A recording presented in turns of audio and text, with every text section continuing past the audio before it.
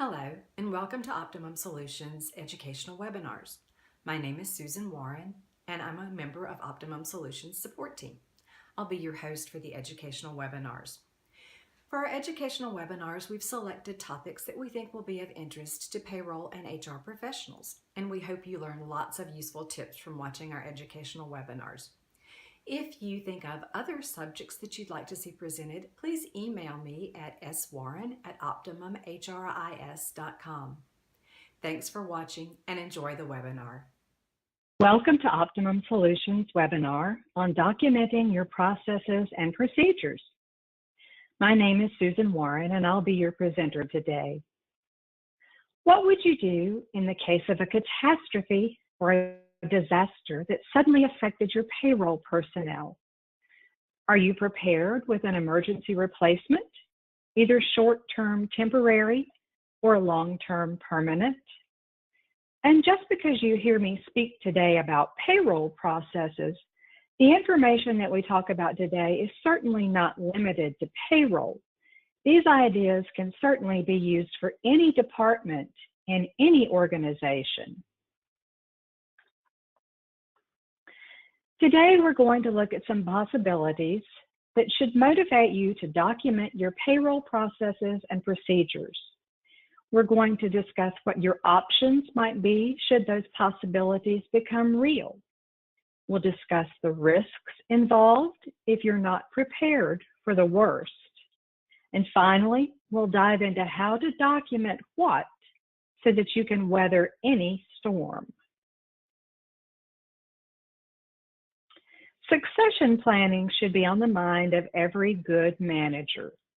And that's really where this presentation idea was born. We started out to do a session on succession planning for your payroll department, identifying and developing new leaders who can replace old leaders when they leave. But quickly, we realized that one of the biggest impediments to succession of employees is that new personnel are not familiar with the existing software. So too many times, the whole apple cart gets upset at the very beginning. When we started out to do a session on succession planning, what we quickly saw was that probably the most important part of that succession planning process was to create and maintain excellent documentation to aid in the succession steps. In order to be prepared to have a new employee follow in the footsteps of a seasoned employee, you must have good, explicit, clear directions. Now, you have made a tremendous investment in your payroll system in both dollars and training time. And when a payroll manager resigns or retires or is terminated, or is out for an extended leave of absence, or passes away, you don't want to abandon that investment. And of course, there are countless other catastrophes that demand good documentation of processes and procedures. Top of mind are natural disasters like floods, hurricanes, fires, but it could be something much more mundane, like an extended power outage for a couple of days. And we all think of Katrina, and more recently Harvey, and of course 9/11. Today, we're all painfully aware that there is a greater risk of cyber terrorism that threatens our computer systems. But for our limited webinar time today, we're going to use these 5 reasons on this slide for our illustrations. First scenario, let's say your payroll manager resigns. You may have 2 weeks or so to fill that spot, and that's not a lot of time. This is an important role you need to fill, so you need to have the right person for this job. You are dealing with the confidential personal information of every employee in your entire company, and you have to have strict security procedures in place. Not just anyone will know the passwords and precautionary steps required to get this job done, but getting your employees paid on time, as well as tax agencies and other third parties like child support, insurance, 401k, and on, that's not an option. It has to be done accurately and on time, and the key to getting this done will be having instructions to follow. What if your payroll manager retires? In that case, you may have more time to prepare, but there will still be plenty of decisions to make. Will you promote from within, or will you hire from outside? In either case, remember how important it will be to have documented procedures so that you can pass the leadership role from one employee to another. I am sure that each one of you thinks it will never happen to you, but I personally have seen it too many times. The strong, in-control vice president of IT or finance calls me, the support rep, in a panic because the payroll manager, who has worked for the company for 20 or 30 years and was like a part of the family, has been found to have embezzled. It's often heartbreaking, but sometimes, for reasons that seem incomprehensible to others, payroll managers are terminated. Again, this puts the company in a risky situation where employees' confidential information is at stake, but failure to pay employees and third parties is not an option. You're going to need documented steps for someone to follow so that everyone gets paid on time. Sometimes we know when we're going to be out on medical leave, and sometimes it's not foreseeable. If there is time to plan ahead, great. But if there's not, what will you do? Your employees and taxes and payroll liabilities must still be paid on time.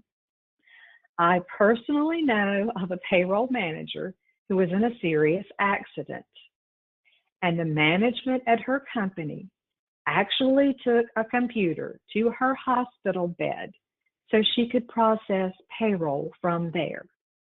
Don't do that. Cosmetic surgery may be elective, but paying federal payroll taxes is not. You need to be prepared. And harsh as it sounds, even when we lose a member of our team to death, the business must continue. Change is inevitable, and you have to make sure that your business is prepared for any contingency by documenting the procedures handled by key personnel. A prepared payroll department with adequately documented procedures would be able to handle even this loss. So what are your options in these 5 scenarios, especially in the cases where you're in a pinch for an emergency replacement for key personnel to process payroll? Let's say it's Tuesday of payroll week, when your employees are expecting to be paid on Friday, and your one-person payroll department employee is late, very late. But here, she just sent you a text that says she has left the country permanently to save stray cats in Patagonia. What? Well, after you calm down, here are the logical things to consider. First, ask yourself if there is anyone on staff that has ever processed payroll in the past and could fill in, at least temporarily. Or is there anyone on staff that is eligible to process payroll? Or should you contact your payroll software vendor? Or are you going to struggle through this on your own? If there is someone on your staff who has processed payroll in the past, then chances are that you would at least feel comfortable with them handling the confidentiality aspect of payroll information, even if they used a different software system than you have now. If you have good documentation of processes and procedures, they could stand in as a temporary replacement and perhaps even help train your permanent replacement when you've had a chance to hire someone.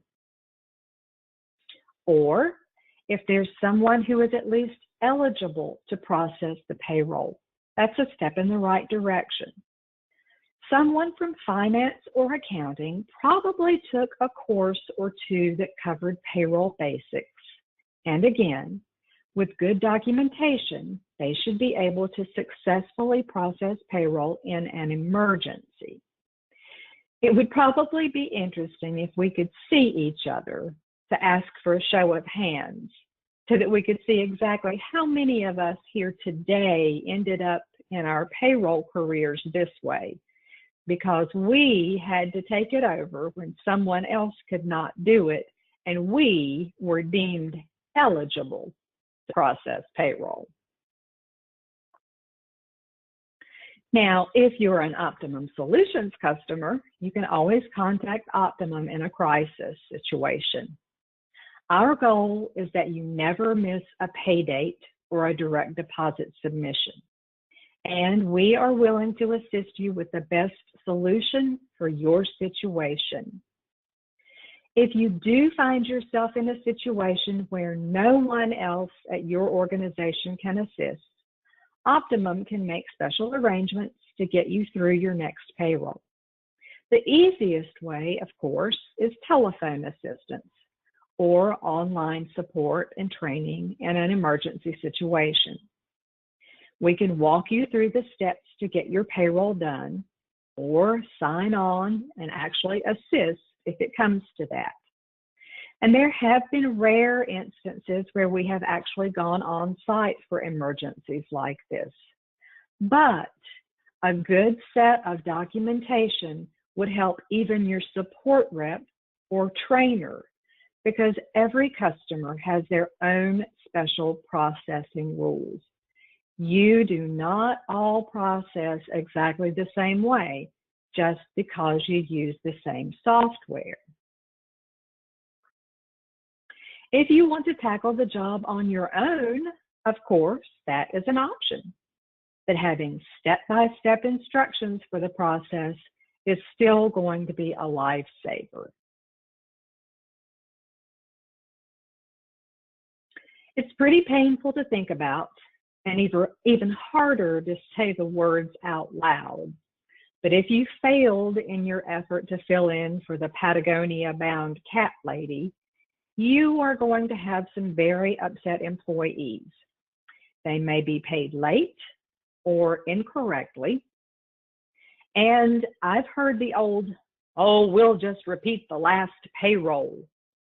But someone inevitably worked some incredible number of overtime hours, and they'll be mad when they have to wait another week to get paid for that. And also, the adjustments that repeating the last payroll creates are almost as not paying the employees at all. And you really don't want to bring a new person into a situation where right off the bat, all they have to do is correct errors and make adjustments to fix that repeating the last payroll situation. Also, your company might incur penalties and interest if all of the tax deposits are not made on time. And headquarters halfway across the country is not going to be understanding when they don't get their cost accounting labor analysis reports on time. Good documentation is all it takes to get the job done, no matter who is missing in action. So let's just don't even go there. Let's prevent this whole cat lady text from escalating into a nightmare.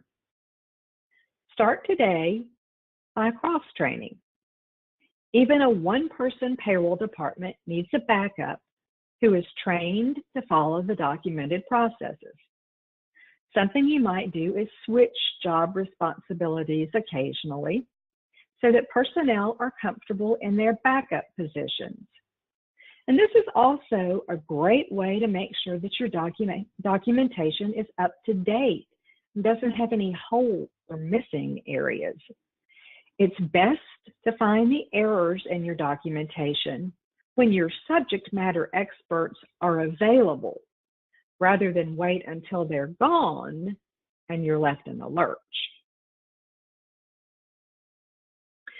You'll probably need several different types of documentation. A user's manual is different than a system support manual. A quick reference guide is more like a cheat sheet to have for handy use as a checklist. A training manual will cover steps that you may only do one time and never need again. A disaster recovery procedure document will include many extra steps that would only be necessary in case of property or equipment disaster, but you'll probably need all of these different types. Start out by preparing one type at a time. Maybe create the quick reference guide first, because that will be used most often. Then expand your library of documentation to include the other types that you think you'll need. As you prepare your payroll process documentation, create a team. Who's involved in payroll processes? Of course, payroll, probably HR and benefits, if those are separate departments from payroll, accounting or finance, and IT is often a very close support for payroll because very often they load the required updates and make backups. Representatives from all of these areas need to be involved in creating the payroll process documentation, and in your organization, there may even be more to consider including. Your documentation should include each process that touches payroll, starting at the very beginning with the capture of your employee's worked time, then moving that verified time to payroll, processing the payroll, creating and submitting a direct deposit file, generating reports, general ledger postings, filing and depositing taxes, regular reconciliations, year-end processing, and any other processes that may be required by your organization that are unique to your organization, like certified payrolls or TIPS processing. And as you gather your information, make a list of each individual task. Find out who does it, who's responsible, exactly what is involved. When is each task done? Is there a deadline? Why is it done? What's the purpose behind the task? How is it done? Is it done electronically? Is it done manually? What happens if it's not done? Do you need to create a risk log in case something doesn't get done? List every activity. Get a sample of every form that's used. Get a sample of important screenshots. I've seen customers try to get examples of every screenshot, and that's not really practical, but you should get samples of important screenshots. Get samples of reports and the paths followed to generate those reports. That means the menu options that you take. I always like to start from the main menu and then work down to the option that actually generates the report. create process charts. And here's a good example of a process chart. This came from our applicant tracking manual, and it illustrates how data flows back and forth between the web-based .NET website, where applicants can enter their data, and then your iSeries, where the applicant tracking software is resident. And in the very center here, there's a sync utility. That's in the middle of the process, and it controls the flow of information between the .NET website and the iSeries. And that makes this chart very easy for someone reading this process document to understand how this flows.